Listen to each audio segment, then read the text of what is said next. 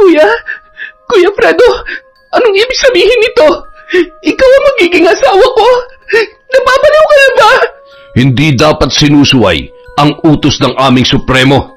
Subukan mo suwayin ang mga utos niya. Ako mismo ang kikitil sa buhay mo, Emma! Baliw ka na, kuya! Lahat kayo dito, mga baliw! Taon 1980, Mindanao.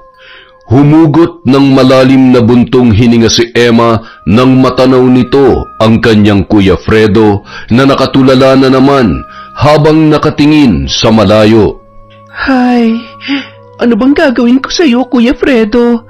Simula na madisgrasya ang mga magulang natin, nagbago ka na. Malungkot na nilapitan ni Emma ang kanyang nakatatandang kapatid. Ni hindi nito namalayan na nasa tabi niya na ang dalaga kung hindi pa siya nito tinapik sa balikat. Emma, kanina ka pa ba dyan? Kanina pa, Kuya Fredo. Ang lalim naman kasi ng iniisip mo eh. Pati pagtatrabaho mo sa sagingan natin, napapabayaan mo na. Pasensya ka na ha. Hindi ko lang kasi matanggap na bigla na lang tayong iniwan ni nanay at tatay. Araw-araw, lagi ko silang naiisip eh. Kuya, 5 buwan na silang namayapa. Hindi natin hawak ang buhay natin. Kaya sana, kahit na masakit, tanggapin mo na wala na sila. Nasasaktan din naman ako kagaya mo, pero iniisip ko na lang na buhay pa tayo. At kahit na paano, dapat magpasalamat pa rin tayo na may iniwan silang kabuhayan para sa ating dalawa. Sana ako na lang ang nawala. Kung alam ko lang na mangyayari to, hindi na sana ako naglasing. Hindi sana sila napahamak. Buhay pa sana si nanay at tatay. Shh! Ayan ka na naman, kuya eh. Walang mangyayari kung paulit-ulit mong sisisihin ang sarili mo. Halika na, pumasok na tayo at kumain na tayo ng almusal. Tanghali na, may trabaho pa tayo sa sagingan. Pwede bang mauna ka ng kumain? Hindi pa ako nagugutom eh. May pupuntahan lang ako sa bayan. Sige na nga. Huwag ka na munang pumunta sa sagingan para malibang-libang ka naman sa ibang lugar. Mag-iingat ka, kuya, ha? Pagdating ni Emma sa bukid ay masaya siyang sinalubong ng kanyang tauhan na si Esteban. Halos yakapin siya nito sa sobrang tuwa. Naku, Emma! May maganda akong balita sa'yo! Ano po yun, Chong? Kagagaling lang dito na may-ari ng factory ng ketchup sa bayan. Gusto nilang tayo ang maging supplier nila ng mga saging. Heto, narito ang kontrata. Iniwan niya na para mabasa mo. Magandang balita nga po yan, Chong Esteban. Pero hindi po ako magdedesisyon yan kundi si Kuya Fredo. Siya po ang panganay kaya hintayin na lang po natin siya. Nasan ba yung kuya mo? Bakit nga pala hindi kayo magkasabay na pumunta dito? Yun nga po ang problema ko ngayon eh. Si Kuya, ilang buwan na po siyang lagi na lamang tulala. Laging sinisisi ang sarili at parang wala na siyang gana magtrabaho. Napapansin ko nga laging tulala yung kuya mo. Hayaan mo at kakausapin ko siya. Pero sana kumbinsihin mo rin siya na magandang oportunidad na itong dumating ngayon sa ating negosyo. Sige po, Chong. Yun naman talagang pangarap ni nanay at tatay. Ang mapalagong sagingan natin. Magdadapit hapon na nang makauwi si Fredo sa kanilang bahay. Nanibago si Emma dahil masaya ang aura ng kanyang kuya. Emma? Emma, nandito na ako. May maganda akong balita sa'yo. Uy, ako rin, kuya. May maganda akong balita sa'yo. Pero sige, mauna ka na magkwento. Naalala mo ba yung matalik kong kaibigan noon nung nasa high school pa ako? Si Danny? Nagkita kami kanina sa bayan. Asensado na siya, Emma. Nakapagpatayo na siya ng 3 resort sa Laguna. Inalok niya ako na magtrabaho sa kanya bilang isa sa mga manager ng resort. Nag-asawa na raw kasi yung manager na humahawak sa isa sa mga yun eh. Kaya pumayag na ako agad. Pumayag ka kaagad? Ang layo ng Laguna, kuya. Paano naman yung sagingan natin? Ikaw lang ang nakakaalam ng pasikot-sikot ng ating negosyo. Pati mga tauhan natin sa sagingan, gamay mo na ang pamamahala sa kanila. Emma, alam mong matagal ko ng pangarap na magamit ko ang pinag-aralan ko sa management. Kaya ito na yung pagkakataon. Hindi ka ba masaya para sa kuya mo? Ang labo mo naman, Kuya Fredo eh. Ang alam ko nag-aaral ka ng management para ikaw mag-manage ng sagingan. Tapos sa iba ka magsisilbi. Tsaka, may maganda rin akong balita sa'yo. O sige, ano ba yung magandang balita na yan? Yung factory ng ketchup sa bayan, kinukuha nila tayo para mag-supply sa kanila ng mga saging. Swerte na natin to, kuya. Kaya bakit ka palalayo? Palaguin natin na magandang pagkakataon na to. E di, ikaw nang mamahala sa sagingan. Andyan naman si Chong Esteban eh. Sa kanya ka magpaturo ng mga hindi mo pa alam. Nakatapos ka rin naman ng pag-aaral kaya dito mo gamitin sa negosyo natin. Kesa naman, kalawangin lang yung utak mo. Yun ba talagang totoong dahilan kung bakit ka aalis dito? O nakukonsensya ka kasi nang dahil sa'yo, namatay si nanay at tatay? Dahil imbis na ikaw ang dapat na sumama sa pagda-deliver, naglasing ka lang buong magdamag. Di lumabas din ang totoo. Parati mong sinasabi sa akin na huwag kong sisihin ang sarili ko, na hindi ko kasalanan na namatay ang mga magulang natin. Pero ano, ha? Ngayon sinusumbatan mo na ako at sinisisi? Ang plastic mo naman, Emma. Ayokong sisihin ka, kuya, pero pinipilit mo ko. Pinabayaan mo na nga sila noon na umalis. Ngayon, pababayaan mo naman ang tanging kabuhayan natin? Yan ang iniwan nila para sa atin, kuya. Oo na. Gusto kong umalis kasi nahihirapan na ako. Sa tuwing nakikita kong bahay natin, sa tuwing nakikita kong sagingan, sa tuwing nagpupunta ako sa mga lugar na pinupuntahan natin, sobrang sakit at lalong hindi ako makakalimot kung nandito lang ako, Emma. Tandaan mo, kuya, hindi solusyon ang pag-iwas. Hanggang kailan mo gagawin yan? Matanda ka na. Harapin mo dapat mong harapin dahil hanggat umiiwas ka, hindi ka magkakaroon ng katahimikan. Nakapagdesisyon na ako. Ikaw na munang bahala sa sagingan. At ikaw na rin ang pumirma sa kontrata. Ipagbibili na lang kita kay Chong Esteban. Sa makalawa na ako alis. Kuya, dumito ka na lang. Huwag mo naman akong iwan. Sa pakiusap ng kanyang kapatid, parang walang narinig si Fredo. Dumiretso na yon sa kanyang silid at isinara ang pintuan. Ang tigas talaga ng ulo mo, Kuya Fredo. Padalos-dalos ka na lang lagi sa pagdedesisyon. Makalipas ang ilang araw, papaalis na si Fredo. Ni hindi nito sinaluhan si Emma na kumain ng almusal dahil nagmamadali na yung umalis. O kuya, kumain ka muna. Ang dami ko pa namang niluto para hindi ka magutom sa biyahe mo. Hindi na, kumain ka na dyan. Mamaya kakain din naman kami ni Danny. Basta, huwag niyong pababayaan ang sagingan ha. Susulat ako ng madalas para hindi ka mag-alala sa akin. Sige na, tanghali na, alis na ako. Sige kuya, ingat ka sa biyahe. Sumulat ka kaagad ha. Kahit papaano, naging masaya na rin si Emma sa pag-alis ng kanyang kuya. Dahil kinakitaan niya ng panibagong sigla ang kanyang kapatid. Hayaan na muna natin siya, Chong. Naisip ko rin, baka sa ibang lugar ay tuluyan niya na makalimutan ang masamang nangyari sa mga magulang namin. Ano pa nga ba magagawa natin? Tayong dalawa na lang muna bahala dito sa sagingan. Yung kontrata nga pala, napirmahan mo na. Ako na magdadala sa factory ng kliyente natin dahil bibili na rin ako ng pataba. Kaunti na lang pala yung pataba natin dyan Mahirap na maubusan. Eto po, napirmahan ko na. Kayo na lang po ang bahala magpag-usap sa mga patakaran natin. Sige po, Chong, ingat po at ako naman ay kakausapin ko yung mga tauhan natin. Makalipas ang ilang araw, nakatanggap na si Emma ng sulat at litrato mula sa kanyang Kuya Fredo. Wala naman yun naging problema at nakita niyang masaya ang kapatid sa ipinadala nitong mga larawan sa kanyang bagong trabaho. Naging abala naman si Emma at ang kanyang tiyo Esteban sa kanilang sagingan.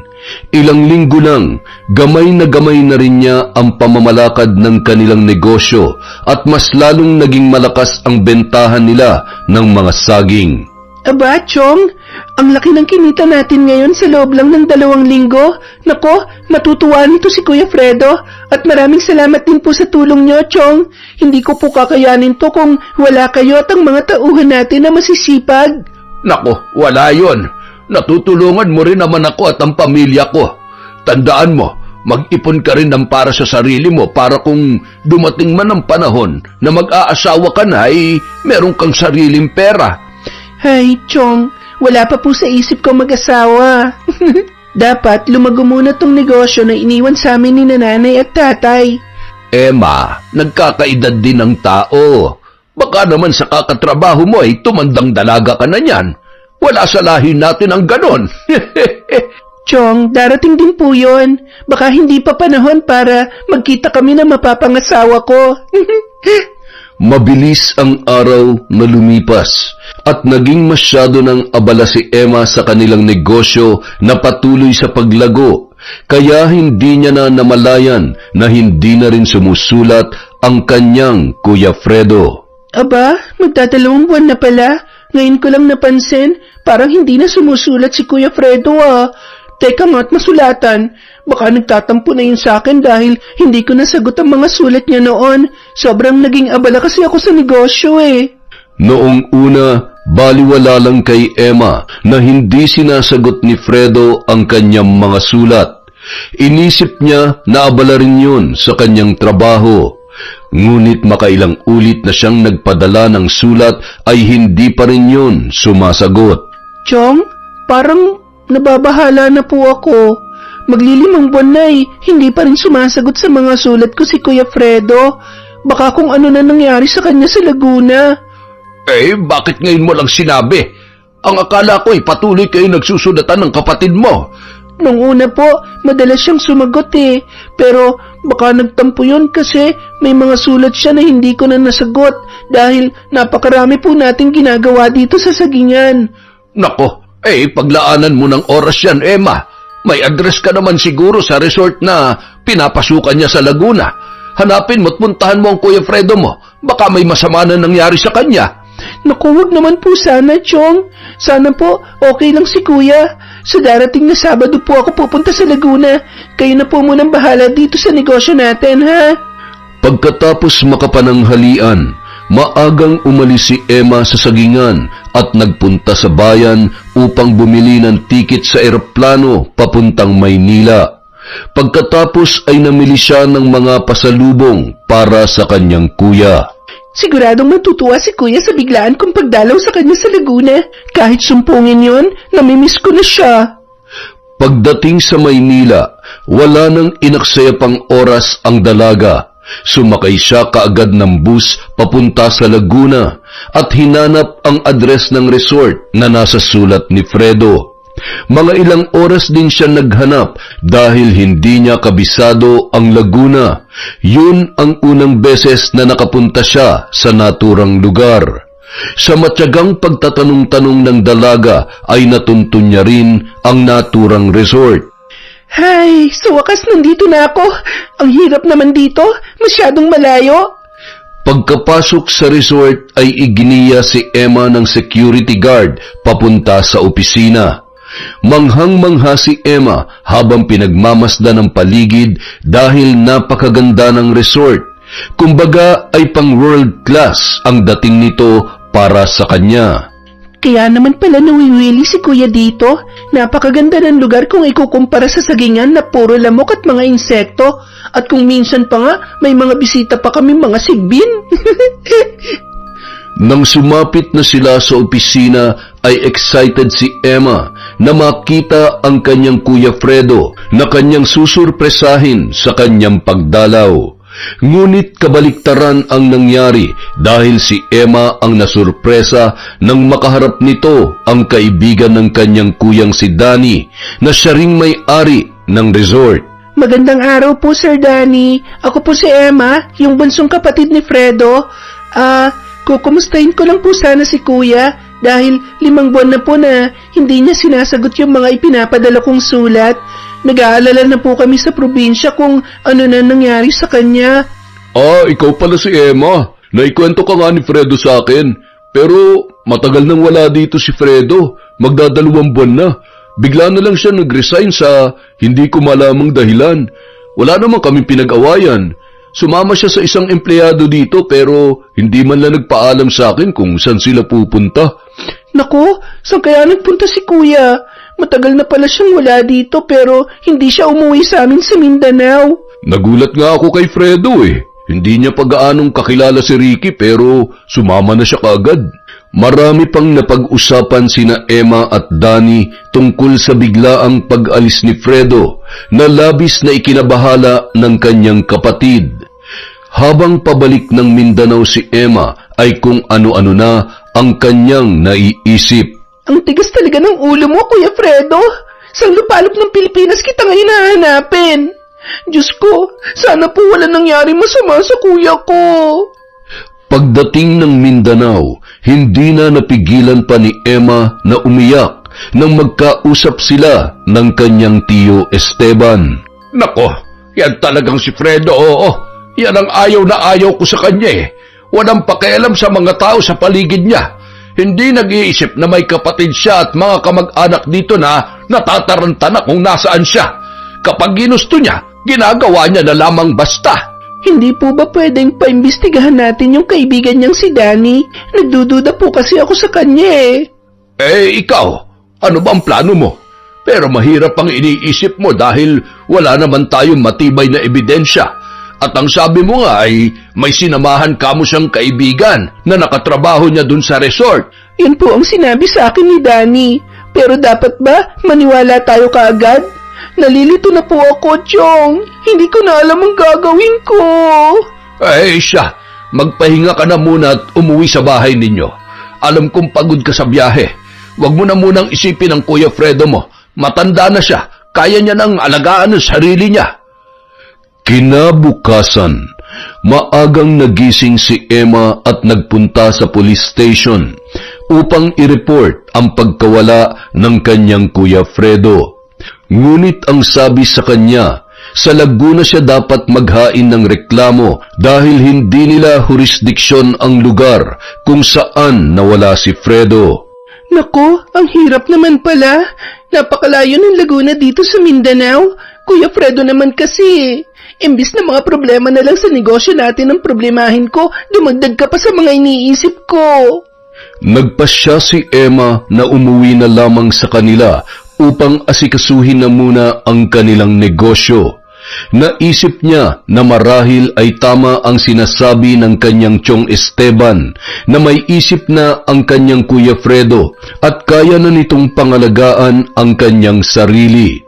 Dahil sa sobrang pagkaabala ni Emma at ng kanyang tiyong Esteban, hindi na namalayan ng dalaga na halos magtatatlong buwan na ang lumipas na hindi pa rin umuuwi at nagpaparamdam ang kanyang kuya. Chong, siguro po, kailangan ko nang bumalik dun sa Laguna sa dating pinagtatrabahuhan ni Kuya. Ire-report ko ng pagkawala niya. Baka nga may masama nang nangyari kay Kuya, tapos wala man lamang akong ginagawa para hanapin siya. 3 buwan na, ni sulat wala pa rin siyang ipinapadala sa akin. Eh siya, sige, ikaw ang bahala. Kailan mo ba planong umalis? Sa susunod na linggo na po. Tatapusin ko na muna ang anihan natin ng mga saging at luluwas na ako papuntang Laguna. Isinantabi na muna ni Emma ang pag-iisip sa kanyang kuya dahil kailangan niyang tutukan ang pag-aasikaso sa kanilang mga saging na pang-export. Dahil sa pagod at sobrang pagkaabala, hindi niya na napansin ang isang surpresa na nakatayo sa kanyang likuran. Ang sipag-sipag naman talaga ng kapatid ko. Ang laki na ng pinagbago ng sagingan ah. Halos kumalabog ang tibok ng puso ni Emma nang marinig ang pamilyar na tinig na mabilis na nagpalingon sa kanya. Kuya Fredo, ikaw nga! Nagulat ka no? Kumusta na ang bunso kong napakasipag, ha? Ano ba nangyari sa'yo, kuya? Sobra na kami nag-aalala sa'yo. Pinuntahan kita sa Laguna, hindi ka na pala doon nagtatrabaho. Hindi mo man lang sinabi sa akin. May sinamahan kasi akong kaibigan, si Ricky. Maganda naging buhay ko doon sa Visayas, Emma. Ano nang trabaho mo ngayon, kuya? Mas maganda bang nilipatan mo kaysa sa iniwan mong trabaho dun sa Laguna? Pupuntahan na sana ulit kita para magpa-blatter kasi hindi ka pa rin sumusulat sa amin. Nako, ang OA mo naman para magpa-blatter ka agad. Surprise na lang muna kung anong trabaho ko dun. Malalaman mo rin kapag isinama na kita. Ha? Ako? Isasama mo? Oo, isasama kita. Ang totoo nga niyan, ikakasal na ako kaya umuwi ako para ipaalam sa inyo Talaga, kuya? Nakakabigla naman yata. San mo naman nakilala yung mapapangasawa mo? Secret nga lang muna. Kaya nga pala ako umuwi kasi gusto kong kunin na yung share ko dito sa sagingan. Alam mo na, mag-aasawa na ako kaya kailangan ko rin ng pera. Teka lang kuya, hindi mo naman agad-agad makukuha yon kasi marami pa tayong dapat bayaran. Mga tauhan natin, mga pataba na dapat gamitin, may tax pa tayong babayaran. May accountant naman tayo, di ba? Ipakwenta mo sa kanya dapat na makuha ko.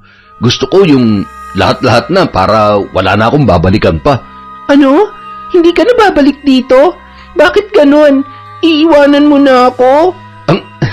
Ikaw naman, ang ibig kong sabihin, kapag nakuha ko ng lahat ng share ko, hindi na ako manghihingi ulit. Napakahina mo namang umintindi, ano ka ba? Ang labo mo kasing kausap eh. Tsaka yung tungkol sa kasal, kailan ba yon? Siyempre, hindi ko naman agad-agad maiiwanan to negosyo natin. Kapag nakuha ko na yung share ko, isasabay na kita. Siya nga pala, bukas, pwede mo ba akong samahan na bumili ng wedding gown para sa mapapangasawa ko? Ikaw na magsukat kasi parang hindi naman kayo nagkakalayo ng katawan eh. Teka lang, hoy kuya, kasal tong pinag-uusapan natin. Bakit ako magsusukat ng wedding gown na mapapangasawa mo? Dapat siya dahil kasal niya yon. Mahalaga sa aming mga babae na kami ang pipili at magsusukat ng wedding gown. Ay, naku naman Emma. Napag-usapan na namin to nung mapapangasawa ko eh. Kaya pwede ba? Pagbigyan mo na lang ako. Nakakabigla ka naman kasi kuya eh. O sige, umuwi na muna tayo nang makapagpahinga ka na at ipagluluto kita ng masarap at mga paborito mong pagkain. Kinabukasan, maagang umalis si Emma habang natutulog pa ang kanyang Kuya Fredo. Ikinonsulta niya sa kanyang tiyong Esteban ang gustong mangyari ng kanyang kapatid. Maging ang kanilang tiyuhin ay nabigla sa ibinalita ng dalaga. Ano ka mo? Mag-aasawa na si Fredo? Ayos ah! Bigla na lang siyang lilitaw dito para kumuha ng parte niya at mag-aasawa na pala. Kahit nga po ako nagulat, Chong eh. Pero wala po tayong magagawa. May parte din naman talaga siya sa negosyo namin.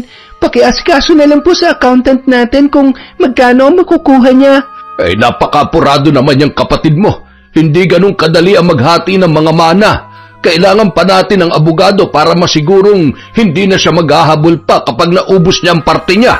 Hindi naman po siguro ganun si Kuya Fredo. Nako, huwag kang pa kasi siguro, Emma. Nababalitaan mo naman siguro na kahit magkakadugo ay nagpapatayan dahil sa pamana. Mabuti na yung mayroong ka ring seguridad. Kayo na po ang bahala, Chong.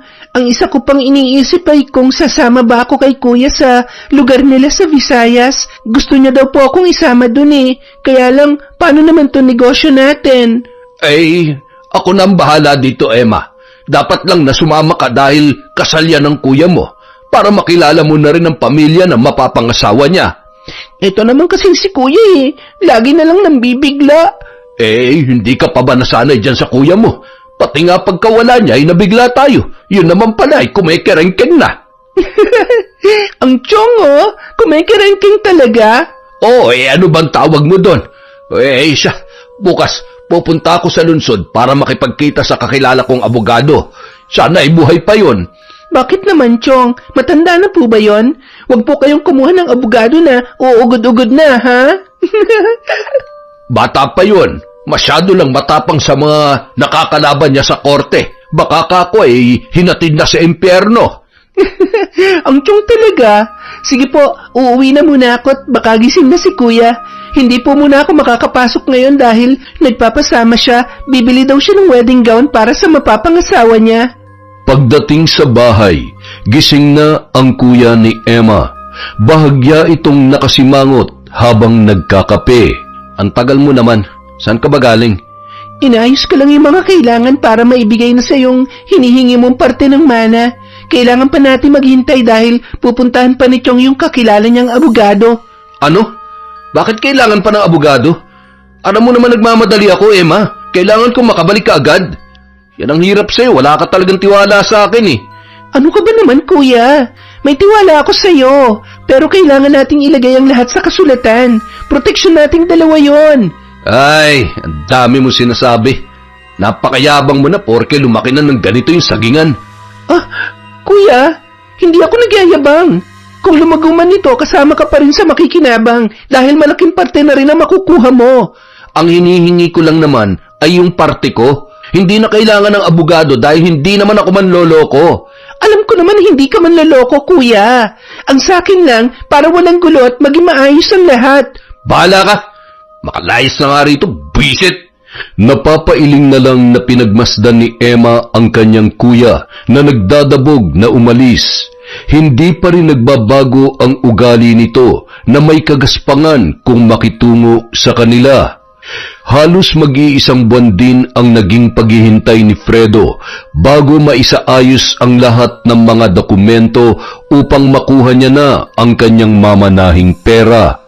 Abalang-abala naman si Emma sa paghahanda sa mga dadalhin niyang mga gamit upang sumama sa kanyang Kuya Fredo na halatang excited na sa kanyang nalalapit na kasal. Mag-iingat kayo sa lakad ninyo, Emma. Fredo, ingatan mo ang kapatid mo. Nako, Chong, matanda na yan. Kaya na niyan ingatan ang sarili niya. Babalik din ako kaagad, Chong, pagkatapos ng kasalan. Kayo na munang bahala sa sagingan natin, ha? Ay, siya sige na at baka maiwanan pa kayo ng eroplano. Congratulations na lang sa pag-iisang dibdib ninyo na magiging asawa mo, Fredo.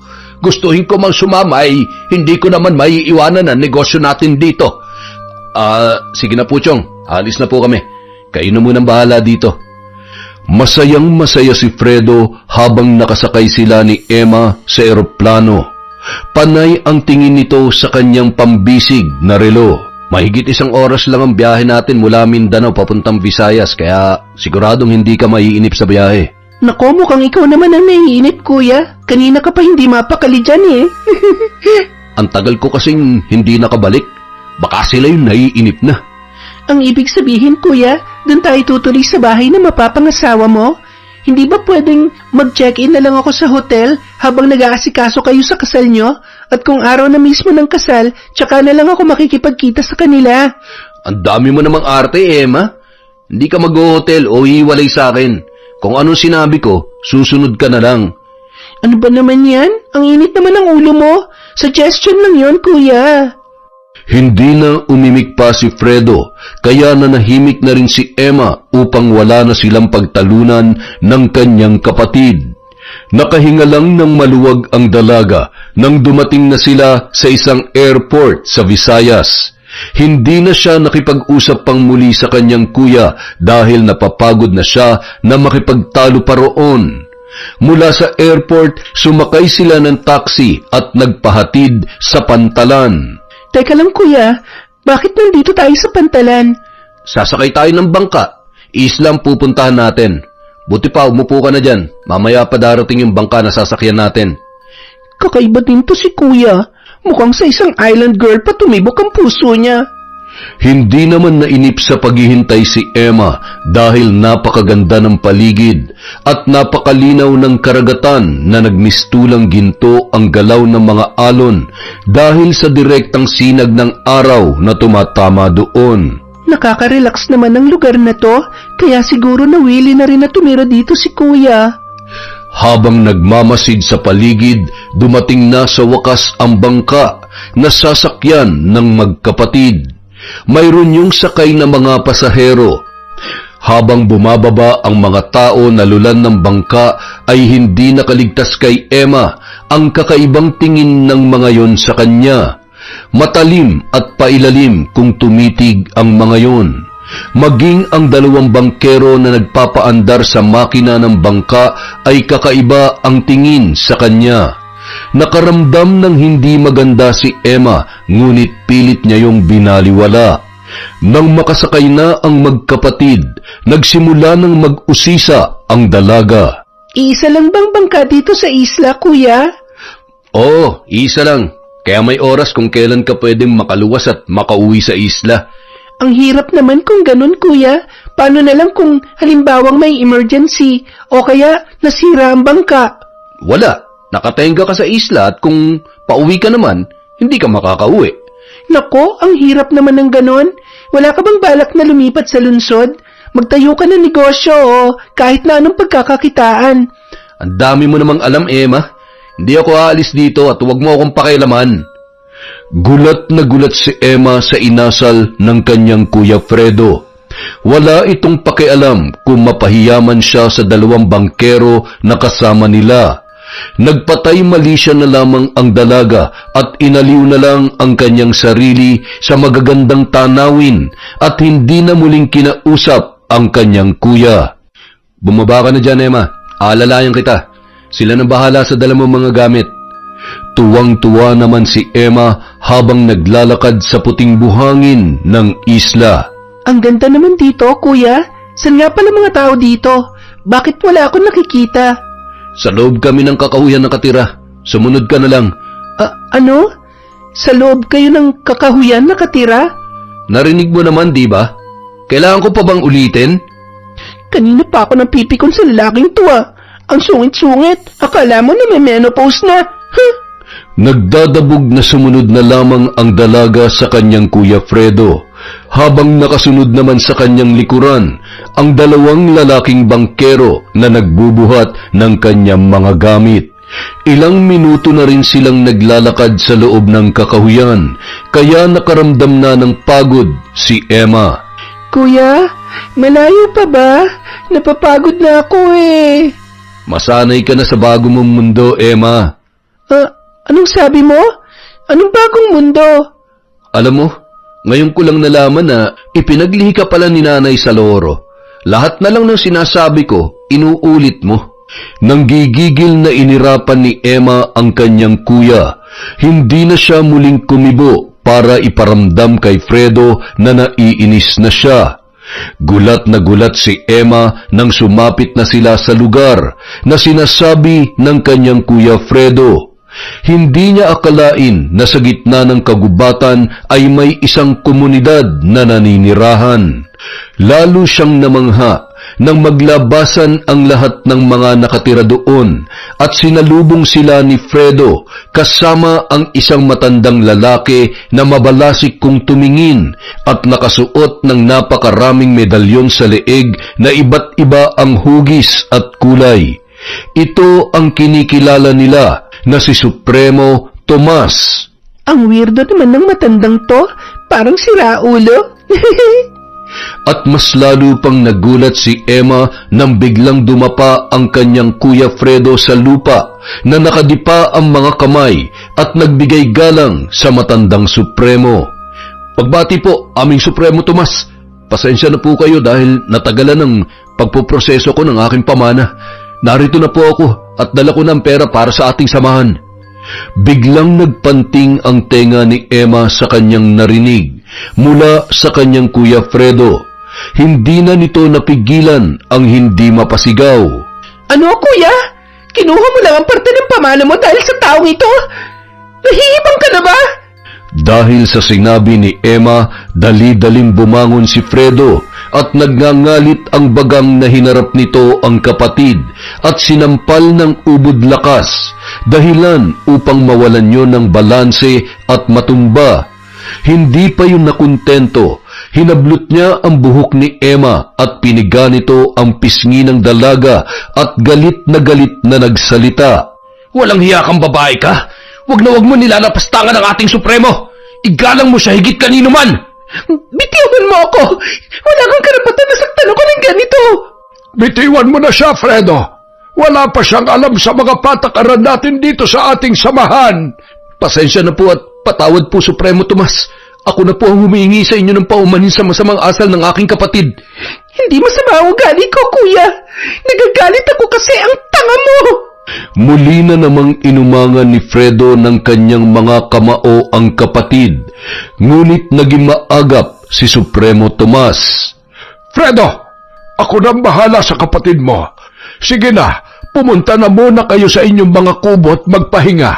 Ramdam ni Emma ang galit ng lahat ng tao sa kanyang paligid nang magsialis ang mga yun. Ngunit wala siyang pakialam dahil mas matinding galit ang kanyang nararamdaman nung mga oras na yun. Nang makaalis na ang lahat ay nilapitan ni Supremo Tomas ang dalaga. Hindi nito inaalis ang pagkakatitig sa kanya mula ulo hanggang paa na nagdulot kay Emma ng lalong pagkainis. Pakiramdam niya, hinuhubaran na siya ng matandang Supremo dahil sa malagkit na pagkakatitig sa kanya. Oh, Anong tinitingin-tingin mo dyan, tanda? Alam mo, kung ako sa'yo ay ititikom ko na lamang yung matabil mong dila. Wala pang sino man ang bumastos sa akin. Hindi ka nila binabastos kasi lahat sila mga tanga, kasama ng Kuya Fredo ko. Ang kapal din naman ng mukha mong hingi ng pera ng kuya ko, no? Bakit hindi ka magtrabaho, ha? Talagang malakas ang sumapi sa iyong kampo ng kadiliman. Ngunit pasasaan ba't magiging kapanalig ka rin ng aming samahan? Ako pa talagang sinapian? Baka kayong nasasapian dito. Nagpapanggap na banal para manloko ng kapwa. Kitang-kita sa mata ng Supremo ang pinipigilang galit dahil sa mga pang-iinsulto sa kanya ng dalaga. Sumenyas ito sa mga kalalakihan na palihim na nagtatago sa mga puno at bigla na lang nagsilitaw nang makita nila na tinatawag sila ng kanilang Supremo. Alam nyo na ang gagawin. Ikulong sa hawla at ibilad sa araw ng 1 linggo. Huwag niyong bibigyan ng pagkain. Ang sino mang mahuli ko na sumusuway sa pinag-uutos ng inyong kataas-taasang Supremo, may kaparusahan na inyong pagsisisihan. Teka lang, bitawan niyo ako! Sino ba kayo sa tingin niyo para ikulong ako dito, ha? Habang nagpupumiglas si Emma, natanaw nito ang kanyang Kuya Fredo na nakatingin lang sa di kalayuan. Galit na tinawag ito ni Emma. Ano, kuya? Panonoorin mo na lang ako na sinasaktan ng mga baliw na to? Pauwiin mo na lang ako! Ngunit parang walang narinig ang lalaki sa mga sinabing yon ng dalaga. Wala yung reaksyon at ni hindi man lang kinakitaan ng pag-aalala sa kapatid na kasalukuyang kinakaladkad at ikinulong sa hawlang kahoy na malapit sa ilog. Mga hayop kayo! Pagkawalan niyo ako dito! Sunod-sunod ang ginawang pagsigaw at pagwawala ni Emma nang maikulong na siya. Lalo siyang nagalit nang matanaw niya ang kanyang Kuya Fredo na parang walang nangyari at nakikipagtawanan pa yon kay Supremo Tomas. Hayop ka, kuya! Sarili mong kapatid ipinahamak mo! At hayop ka rin, Supremo! Oras na makatakas ako dito, sisiguruhin kong may kalalagyan kayo! Lalong tumindi ang galit ni Emma nang makarinig siya ng grupo ng mga kababaihan na patungo sa ilog upang maglaba. At waring nananadya ang mga yon na pagtawanan siya at paringgan ng mga mapanlait na salita. Kawawa naman kayo! Mga panatikong mukhang tanga na sumasamba sa manlolokong mukhang baliw! Nang sumapit na ang gabi, nakaramdam si Emma ng gutom at pagkauhaw. Sinubukan niyang sirain ang hawlang kahoy upang tumakas, ngunit matibay ang pagkakagawa roon. Nang mapagod, sumalampak na lamang siya sa sahig at umiyak. Kung alam ko lang na ganito mangyayari sa akin, hindi na ako sumama sa iyo, Kuya Fredo. Nilaso na ng kultong ito ang utak mo. Habang lumalalim ang gabi, patuloy sa pag-iyak si Emma. Hindi niya sukat akalain na ang pagpapaunlak niyang sumama sa kanyang kuya ang magiging dahilan upang magmistula siyang hayop na ikinulong sa kakahuyan at halos pagpiestahan ng mga lamok buong magdamag. Kinabukasan, papasikat pa lamang ang araw nang maalimpungatan ang dalaga. Nagising siya sa isang malakas at sunod-sunod na pagkalabit sa kanyang braso. Naroon ang dalawang lalaki na inutusang ikulong siya. Ano na naman ang kailangan nyo? Hindi kumibo ang dalawang lalaki. Sa halip ay inumpisahan na nilang buksan ang kulungan at pinalabas ang dalaga. Dinala nila si Emma sa kubo ng kanyang Kuya Fredo na kasalukuyang kumakain ng almusal. Oh, kumain ka na. Huwag ka nang maging lapastangan kay Supremo Tomas para hindi ka nakukulong. Akala ko ba 1 linggo akong ikukulong na matandang weirdo?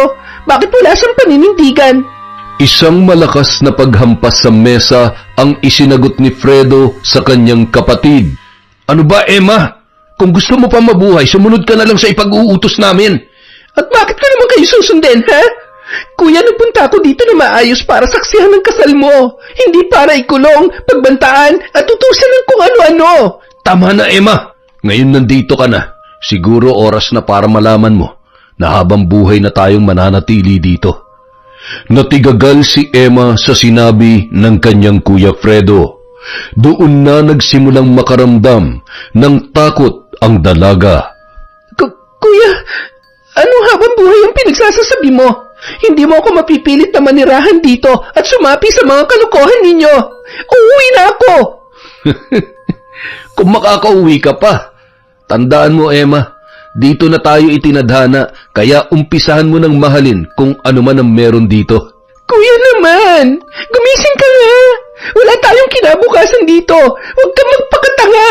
Wag na wag mong insultuhin ang doktrina at paniniwala namin kay Supremo Tomas. Siya ang tunay na Diyos, buhay na buhay at kaya niya kaming iligtas sa apoy ng nagbabagang impyerno. Kaya kung gusto mo maligtas ang kaluluwa mo, magsisi ka na sa mga kasalanan mo at magtika. Naiyak na lamang si Emma sa lahat ng mga narinig mula sa kanyang Kuya Fredo. Mistulan na itong nababaliw sa pagiging panatiko kay Supremo Tomas. Diyos ko, ano naman nangyayari sa kapatid ko? Tulungan mo po ako na maliwanagan ang kanyang pag-iisip. Maghapon na nagkulong sa kanyang silid si Emma. Hindi na nito namalayan na nakatulog na siya dahil sa sobrang pagod. Wala siyang kamalay-malay sa mga plano ng kanyang Kuya Fredo at Supremo Tomas. Hindi niya alam ang papalapit na pagkasira ng kanyang buhay. Pagsapit ng gabi, nagising siya nang marinig ang malalakas na katok ng kanyang kapatid. Emma, gumising ka na. Mayroong salo-salo sa labas. Kumain na tayo. Hindi na tumutol si Emma at nakipagtalo sa kanyang kuya. Tahimik siyang sumunod sa kapilya dahil nakaramdam na siya ng gutom. Namangha si Emma nang makarating sila sa kapilya dahil napakaraming masasarap na pagkain ang nakahain. Pagpasok nila roon ay isang magarbong pagsalubong ang ginawa sa kanila ni Supremo Tomas. Narito na ang ikakasal sa darating na kabilugan ng buwan.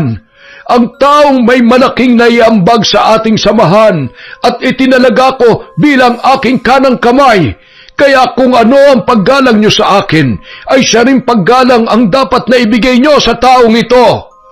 Fredo, halika dito sa harapan upang makilala ka ng lubos ng ating mga kasapi. Ha? Ang galing talaga magmanipula ng baliw na to.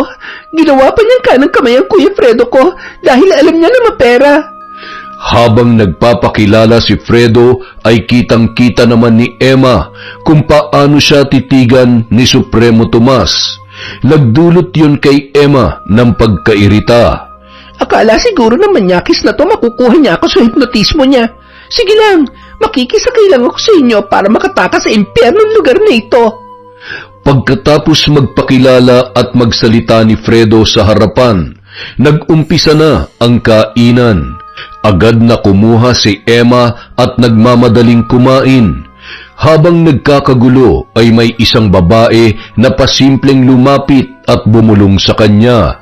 Huwag kang lumingon sa akin. Kumain ka lang. Tumakas ka na bago pa mahuli ang lahat. Paano? Ang hirap tumakas dito. Ngunit bago pa man muling makapagsalita si Amira, nagulat na lang ang dalawa nang magsalita sa kanilang likuran si Supremo Tomas. Masarap ba ang mga pagkain, Emma?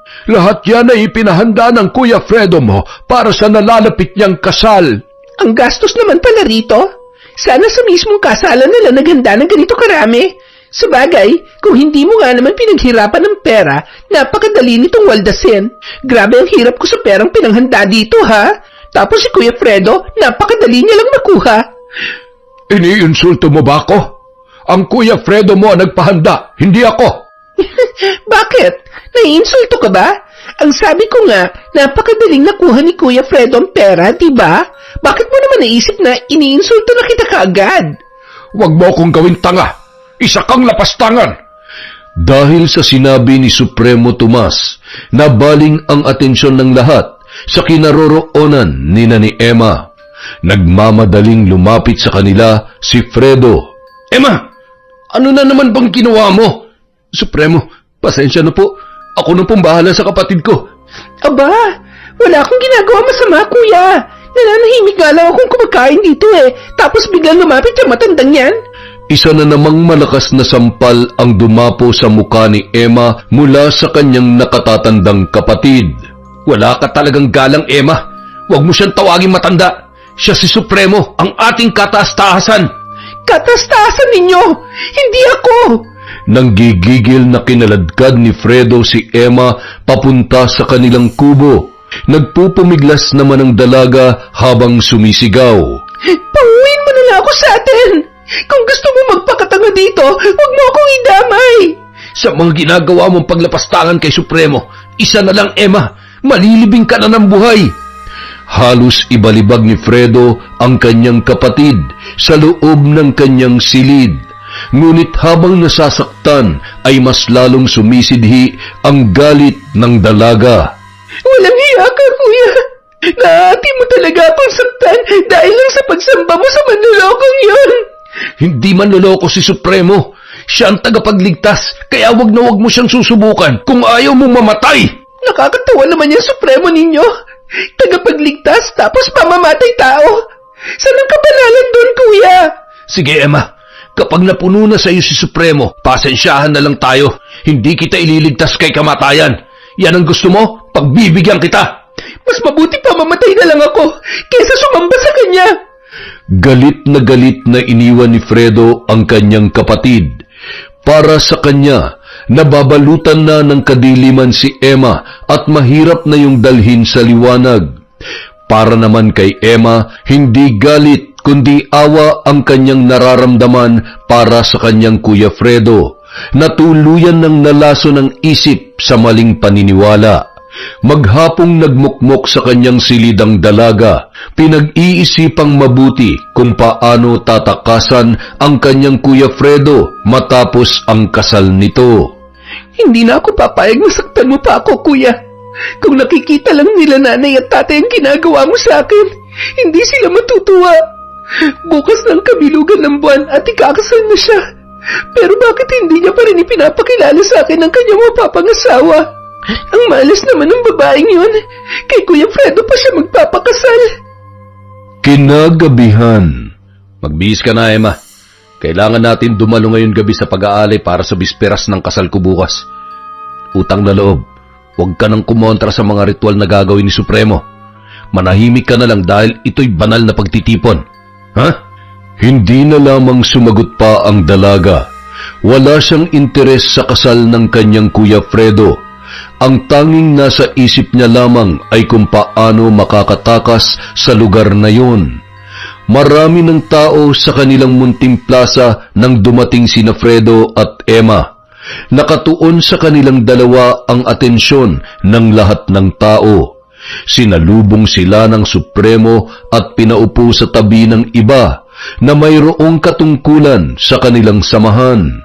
Kuya, nasan nga pala yung mapapangasawa mo? Dapat narito rin siya, diba? Bakit hindi mo pa siya pinapakilala sa akin? May pamahiin dito na sa araw ng kasal na kami magkikita, kaya tumahimik ka na. Nagkibit balikat na lamang ang dalaga, natatawa sa mga nakikita niya sa paligid.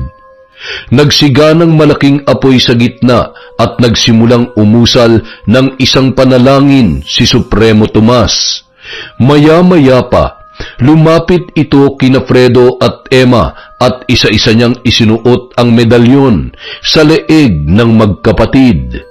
Teka lang, bakit niyo ako sinusuotan ng medalyon, Supremo?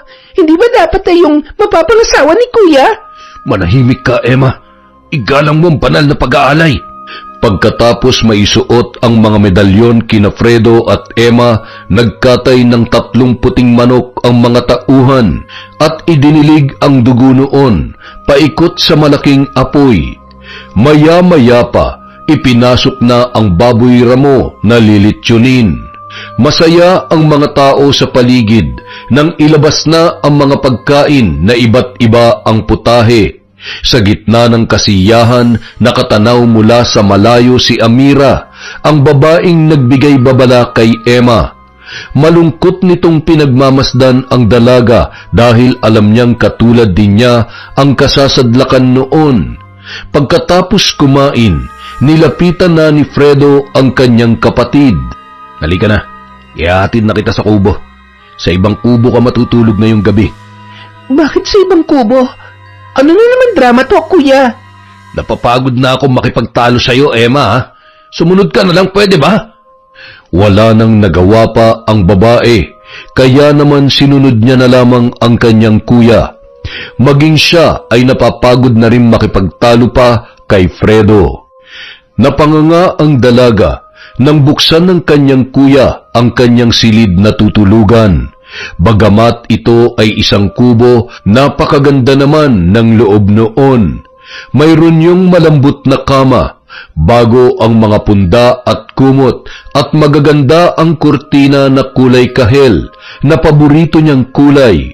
Mayroon ding isang malaking tukador na may salamin, at mayroong nakapatong na iba't ibang klase ng make-up. Nagustuhan mo ba? Maganda. Sana dito mo pinatulog yung mapapangasawa mo. May ganyan din siya. Sige na, magpahinga ka na at bukas ay sigurado mapapagod ka. Kinaumagahan, tanghali na nang magising si Emma. Masarap ang pakiramdam niya dahil nakatulog siya ng maayos dahil sa ganda ng silid na kanyang tinulugan. Lalo pa siyang natuwa nang may makitang almusal sa isang maliit na lamesita. May paalmusal pa, pero hindi mo ako mauuto, kuya. Matapos lang tong kasal mo, tatakasan na kita. Kinahapunan, dumating sa kubo si Fredo. May kasama siyang dalawang babae na mag-aayos kay Emma. Nakasuot ng barong Tagalog si Fredo. Handa na yun sa kanyang kasal. Sila mag-aayos sa'yo, Emma.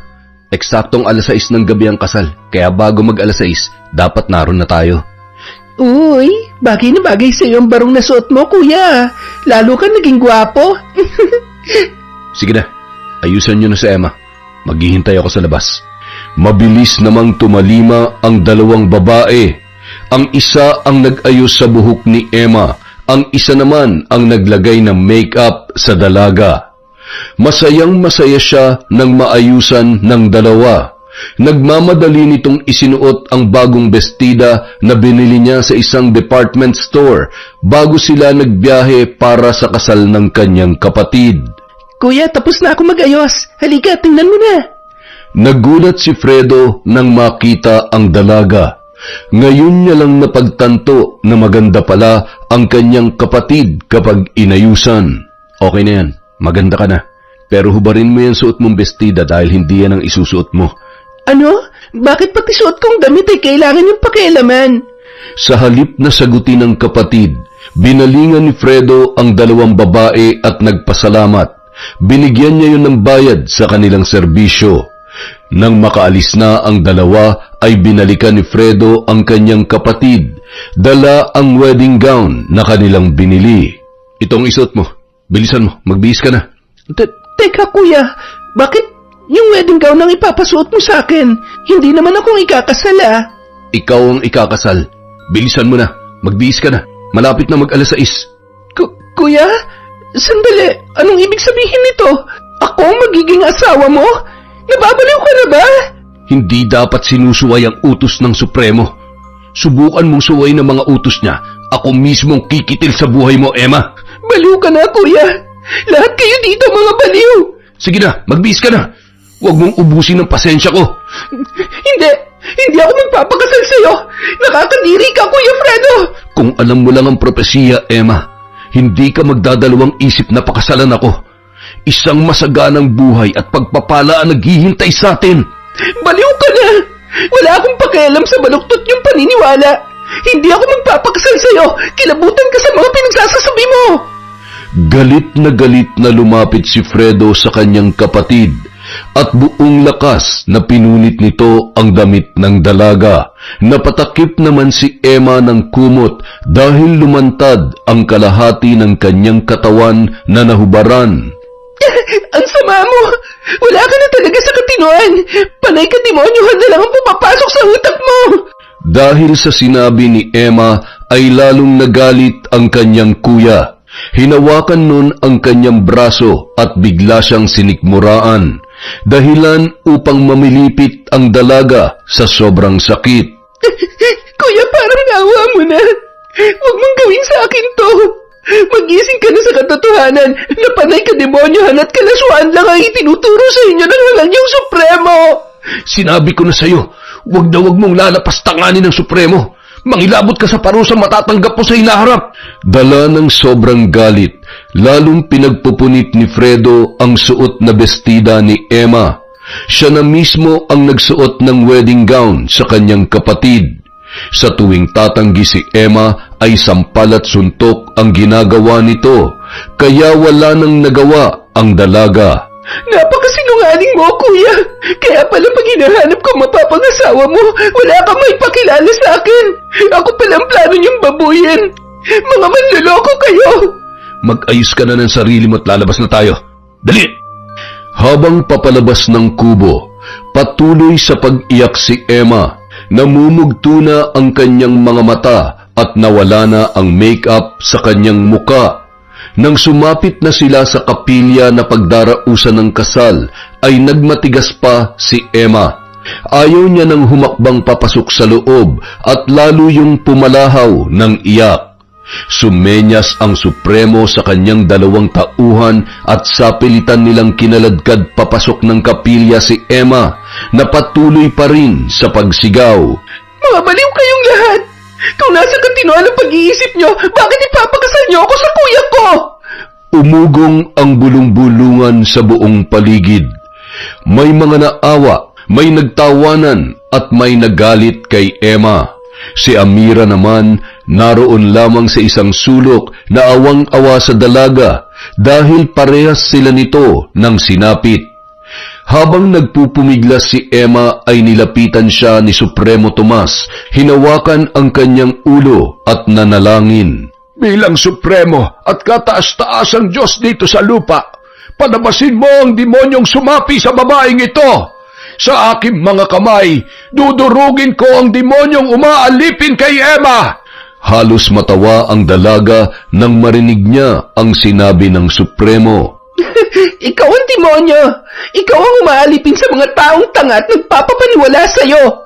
Tiim ang mga bagang na tinitigan ni Supremo Tomas si Emma. Inilapit niya ang bibig sa dalaga at meron siyang ibinulong. Lahat ng pamamahiya mo at paglapastangan sa Supremo ay mayroong kaparusahan. Magdasal ka na dahil malapit ka ng pagpiestahan ng mga uod.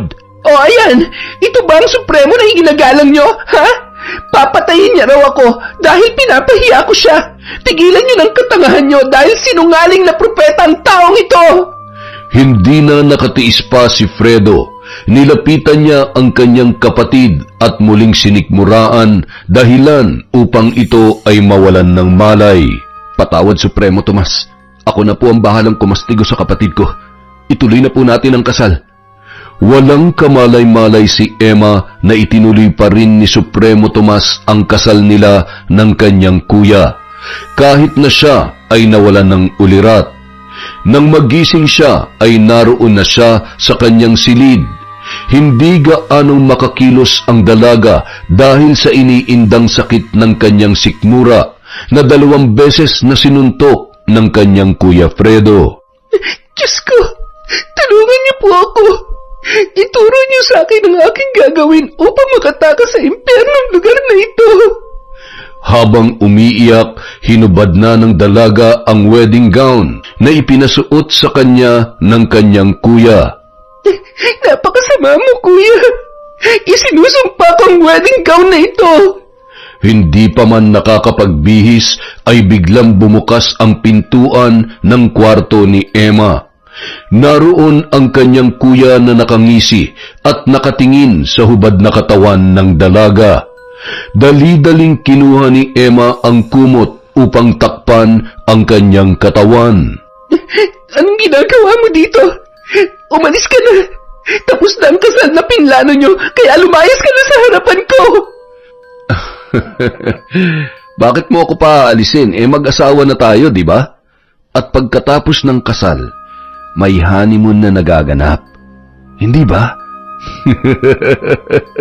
Ano? Kuya, kung ano man ang iniisip mo, huwag mo nang ituloy. Matakot ka sa Diyos. Kapatid mo ako. Hindi masama ang gagawin natin, Emma. Sabi nga ng Supremo, kasal na tayo at dapat ginagawa na natin ang ginagawa ng mag-asawa. Hindi ako papayag. Nakakadiri ka. Wala ka ng karapatang tumanggi, Emma.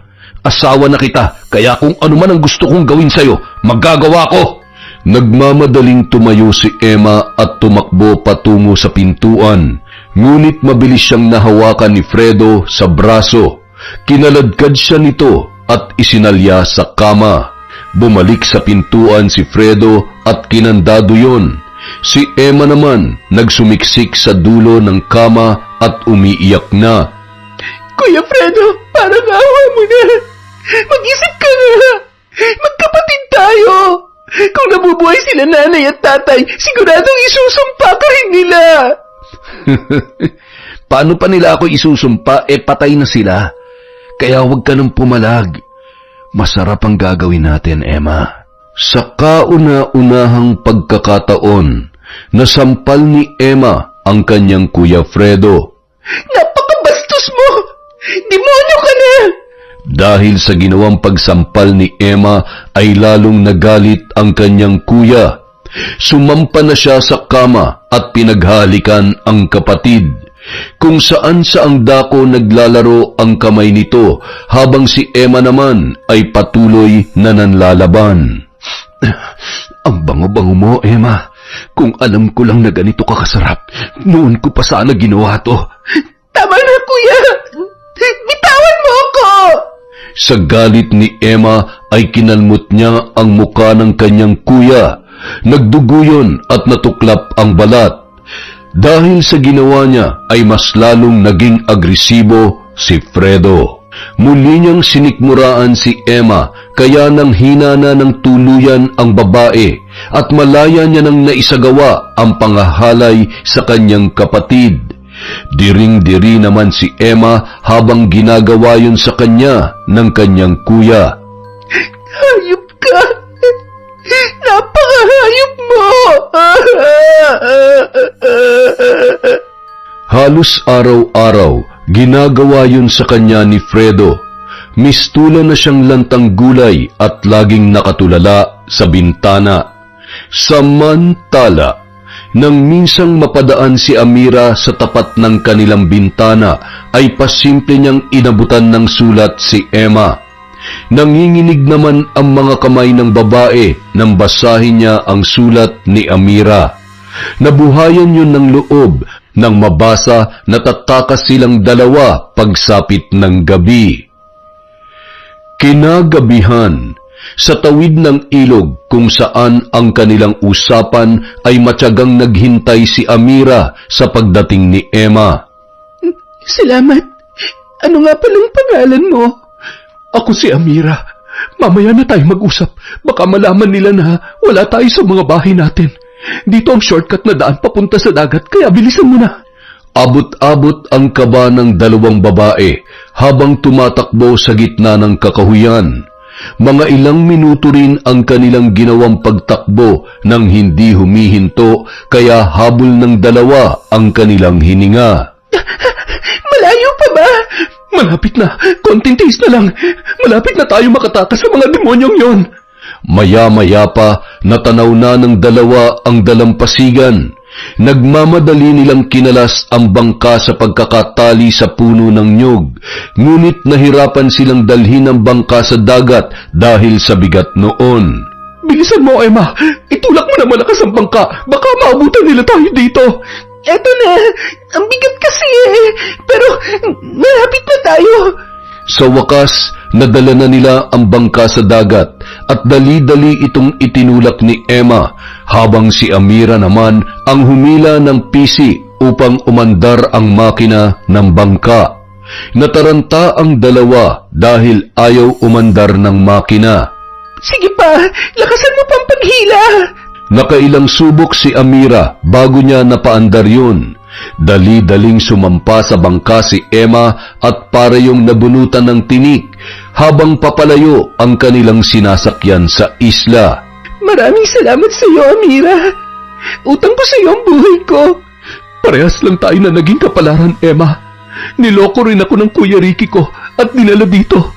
Hindi ko akalain magagawa yun sa akin ng kuya ko. Si Ricky, yung kasamahan ng kuya ko sa resort sa Laguna. Siya nga, Emma. Ang masakit pa, ginahasa niya ako sa harap mismo ng Supremo dahil yun daw ang kagustuhan ng Diyos. Napakahayop nila. Hindi bale, kapag nakarating na tayo sa amin, mananagot silang lahat. Kung hindi tayo nakatakas, hahalayin ka rin ni Supremo gaya ng ginawa niya sa akin. Wala akong nagawa, Emma, dahil ang Kuya Ricky ko mismo ang naghatid sa akin sa kwarto ng Supremo. Ang mga walang hiyang yon. Napakabababoy. Sumama ka sa amin sa Mindanao. Huwag ka munang umuwi sa inyo dahil panigurado, doon ka susundan ng kuya mo. Tagasan ka nga pala, Amira? Taga Bicol ako, sa Naga. Kung sakaling ikaw lang ang makakaligtas, hanapin mo ang aking mga magulang at sabihin mong lahat. Baka ipahamak ni Kuya Ricky ang iba ko pang mga kapatid na babae. Ano ka ba? Makakaligtas tayo pareho. Andito na nga tayo, oh. Nakatakas na tayo sa kanila. Malungkot na tumingin sa dagat si Amira. Maya-maya pa, umiyak na yon ng tuluyan. Shh! Malakas nga ang loob mo kaysa sa akin eh. Kaya alam kong makakauwi tayo. Madilim ang buong karagatan habang tahimik ang dalawa na nakatingin sa paligid. Nagulat na lamang sila nang biglang lumaki ang alon at ilang beses na hinampas ang sinasakyan nilang bangka. Agad na nataranta si Amira at nagsisigaw.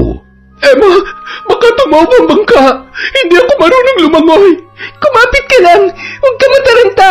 Hindi tayo tataob. Malaki ang bangka natin. Mahigpit ang ginawang pagkapit ni Emma at Amira sa katig ng kanilang bangka. Dahil sa mga alon na humahampas sa kanila ay basang-basa na ang dalawa. Ngunit ang hindi nila napaghandaan ay ang isang mas malaking alon na humampas sa kanila, dahilan upang tuluyan na silang tumaob. Amira, nasan ka? Itaas mo lang ang kamay mo para makita kita. Masyadong madilim ang dagat, hindi kita makita. Emma, nandito ako! Tulungan mo ako! Nang matanaw ni Emma si Amira ay agad niya itong nilangoy. Ngunit sa laki ng mga alon ay nawala na yon sa kanyang paningin. Amira, nasan ka? Itaas mo ang kamay mo! Nagpalinga-linga sa paligid si Emma, ngunit wala siyang makita dahil sa sobrang dilim. Muli niyang tinawag ang pangalan ni Amira. Amira! Nasan ka na? Amira! Nang walang maging tugon si Amira ay dali-dali niyang nilangoy ang tumaob na bangka. Kailangan makabalik ako sa bangka. Hindi ako mabubuhay kung magpapalutang-lutang lang ako sa dagat na magdamag. Nang maitihaya ni Emma ang bangka ay patuloy niyang hinanap si Amira. Halos mamaos na siya kakasigaw, ngunit wala siyang nakita at narinig mula sa babae. Amira! Patawarin mo ako. Hindi kita nailigtas. Maraming salamat sa ginawa mong pagtakas sa akin. Samantala, magbubukang liwayway na ng matagpuan ng ilang mangingisda si Emma. Nagpahatid siya sa istasyon ng pulis upang magpa-blotter. Maraming pulis ang nag-ambagan upang makauwi si Emma sa kanyang probinsya sa Mindanao. Pagdating doon, dumiretso ang babae sa bahay ng kanyang tiyong Esteban at ikinuwento niya ang lahat ng nangyari. Napakahayop talaga ng kuya mo, Emma. Kulang pa sa kanilang parusang kamatayan sa lahat ng ginawa nila sa inyo. Tiyong, binaboy niya ako. Sinira niya ang buhay ko. Gusto ko pong makulong silang lahat dahil hindi lang ako naging biktima nila. Natatandaan mo ba kung saan sila sa Visayas nakatira? Hindi po, Tiyong. Pero nung bumaba kami sa airport, alam ko po na nasa Cebu kami. Sa isang isla ako dinala ni Kuya Fredo. Sa ngayon ay mahirap na sila makita dahil oras na malaman nila na nakatakas kayo ng kasama mong babae, lilipat na yun ng lugar. Ang bagay sa mga taong yan ay ipabarang na lang na matauan sa kanilang mga kalokohan. May kilala po ba kayong mambabarang? Ang gusto ko po, mamatay silang lahat. Mga hayop sila. Meron akong kakilala. Ngayon din ay pupuntahan ko siya. Bigyan mo ko ng litrato ni Fredo at may litrato ba sa iyo yung sinasabi nilang Supremo? Nasa bahay po. Maraming litrato sa bahay si Kuya Fredo. Ang tanging meron po ako ay isang medalyon na galing sa Supremo. Pwede na yung medalyon. Akin na. Sasamahan na kita sa inyo at kumuha ka doon ng mga gamit mo para dito ka na muna sa akin. Baka puntahan ka pa doon ni Fredo. Walang makakatulong sa iyo doon. Dito sa amin, marami kang pinsan na tutulong sa iyo. Matapos madala ang lahat ng kakailanganin, umalis na kaagad si Esteban, papuntang Hilaga ng Mindanao. Doon ay nakipagkita siya sa isang matandang mambabarang na matagal niya nang kakilala. Ikinuwento niya ang lahat ng nangyari kay Emma at sa kasama nitong babae. Abay, napakahayop naman ang pamangkin mo, Teban. Anong barang ang gusto mong gawin ko sa kanila? Ikaw na ang bahala, Kahuan. Unti-unti mo silang patayin. Dapat silang mahirapan sa ginawa nilang kahayupan kay Emma. Makalipas ang ilang araw. Kailan ka babalik sa inyo? Siguruhin mo lang na may babalik mo dito si Emma. Ako nang bahala, Supremo. Kayang-kaya ko siyang pabalikin dito. Ang husay din ng mga babaeng yun. Hindi ko man lamang napansin na may pinaplano na palang tumakas ang mga swail na yon. Nagkataon lang yun, Supremo. Sige po, hindi magandang pakiramdam ko sa ngayon, kaya magpapahinga na muna ako. Sige, Fredo. Ako man ay hindi rin magandang pakiramdam. Para akong lalagnatin. Pagsapit ng 6:00 ng gabi, nakaramdam ng matinding init sa katawan si Fredo. Pagkatapos ay nangati na ang kanyang balat. Dahil sa sobrang kati ay kinamot niya yon ng kinamot hanggang sa magkasugat-sugat. Kung ano-ano nang pamahid ang kanyang inilagay para lamang maibsan ang kati na kanyang nararamdaman. Ano bang nakain ko at bakit ako nangangati ng ganito? Kinabukasan, nagulat na lamang si Fredo dahil nagnanaknak na ang kanyang mga sugat at mas lalong tumindi ang pangangati noon. Dali-dali siyang nagpunta kay Supremo Tomas upang magpagamot. Subalit laking gulat niya dahil ganoon din ang nangyayari sa Supremo. Supremo, bakit marami ka ring sugat sa katawan? Hindi ko nga malaman, Fredo. Basta na lang ako nangati ng husto at heto na nga, buong katawan ko ay nagkasugat-sugat na. Hindi ba ikaw ang Diyos ng buhay? Pagalingin mo ang sarili mo, pati ako, Supremo. Hindi ko na kaya ang kati na nararamdaman ko. Kayang-kaya ko tong pagalingin, Fredo. Umupo ka dyan at oorasyonan kita. Ngunit habang lumilipas ang mga araw, palala ng palala ang kalagayan ni Fredo at ng Supremo. Dahil sa paglala ng sugat sa kanilang katawan, unti-unting natanggal ang kanilang daliri sa kamay at paa. Maging ang kanilang mga anit ay hindi nakaligtas sa pagsusugat, kaya nagdulot yon ng matinding amoy na parang nabubulok na laman. Supremo, akala ko ba kaya mo magpagaling ng sakit?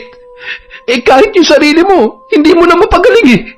Totoo nga yata yung sinabi sa akin ni Emma. Nahuwad kang propeta. Lapastangan ka, Fredo. Hindi mo na ako iginalang. Yan na lang bang kaya mong sabihin? Ang nilalapastangan ka? Patunayan mong Diyos ka. Pagalingin mo ang sarili mo, pati ako. Wala nang maisagot pa si Supremo Tomas dahil maging siya ay hindi alam kung ano na ang nangyayari sa kanya. Kinabukasan, nagkagulo ang buong lugar dahil kapwa namatay sina Supremo at Fredo. Naging usap-usapan na ipinabarang ang dalawa at ang kanilang pinaghihinalaan ay si Emma. Samantala, Emma, makakangiti ka na. Ngayon ang araw na ipinangako sa akin ni Kahuan na pagbabayaran nila ang lahat. Maraming salamat po, Chong.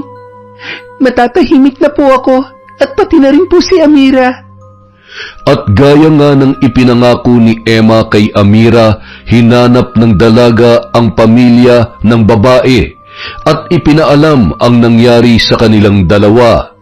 Binigyan niya rin ng tulong pinansyal ang pamilya noon upang makabawi sa ginawa nitong pagliligtas sa kanya. Yun! Ang lupit na kwento nun ah! Ang ganda nun. At syempre, dahil dyan, meron tayong shoutout ulit. Simulan po natin kay Lydia Lopez. Hi po kay Merly Herbolingo, kay Kim Bara, kay Emily Sauro. Shoutout po kay Josie Aniban, kay Just Yuna, kay Bea Pink 5, kay Vicky Yabut, kay Chris Alcantara. Hi po kay Christy Abad, kay Betty Velasco, kay Edgardo Fontanilla, kay Alan Maglalang at Darwin Joven from Jessica Sobremonte. Hi po kay Michael Safra, kay Virginia Belay. Shout out po kay Capricorn 08, kay Kurt Mina, kay Marcos Balingasa, Shauma TV. Hi po kay Margie Banosong, kay Asodisen Cerilla, kay Aray Nick 17. Shout out po kay Marjorie Dequila, kay Julia Andrea Adan, kay Hana Maylin Sesgundo. Hi din po kay Diana Lopez, kay Mami Liana Nalugon. Shout out kay Pamela Allen, kay Noemi Garcia Pabunan. Hello po kay Cute Survivor from Japan, kay Jeanette Sanico, kay Rogelio Santos, kay Juanito Unabia. Hi din po kay Cecil Vlog, kay Regan Machico, kay Hani Austria, Marilor Guevara and Naling family, kay Joseph Jimenez, Marjorie Ann M. Kines. Hi po kay Champi Aguilar at E. Apos from Yana Marie Kubangbang. Hi po kay Dimples Yumi, kay Thelma Karasawa, Lady Meng, Red Gaspar, Manisan Mamot Mapadtaya, kay Ludelin Oligo. Hi po kay Weng, Windy, Arnold, Mama Lol, AJ, Kawin, Nene, Mike, Leonard, Joven, Gian, Monding, Toto, Angie, Vincent, Yael at Tantan.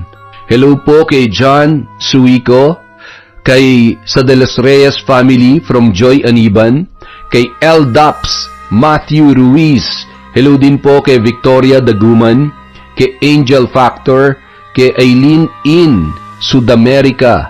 Hi po kay Jaya Dagison from Antipolo City, kay Cassie Oliva, kay Jocelyn Nazareno. Happy anniversary po kina Marian de la Fuente at kay Habi kahapon, January 8. Congratulations po and more power sa pagsasama nyo mga idol. Shout out po kay Asia Makalindong, maraming salamat po sa support sa channel natin. Kay Maria Consuelo Benitez, Angeline Impo, kay Elsa Havinia, kay Helen Flores, kay Elsie Pasasadaba, Muhay Mia Batua, sana po tama yung pagkaka-pronounce ko. Hi po kay Miss Ireland, Hot Babe, kay Igorotang Pobre, Glovina Perales, GDG from SG. Hi din po kay Adam Lasa. Happy birthday po kay Gary from Jevi Diano. Kay Maria Jeline Canto, shout out. Berry ng Taiwan, Weng Ganda Oo at Mea Espiritu. Maraming salamat po sa walang sawang pagsuporta sa Kwentong Enteng.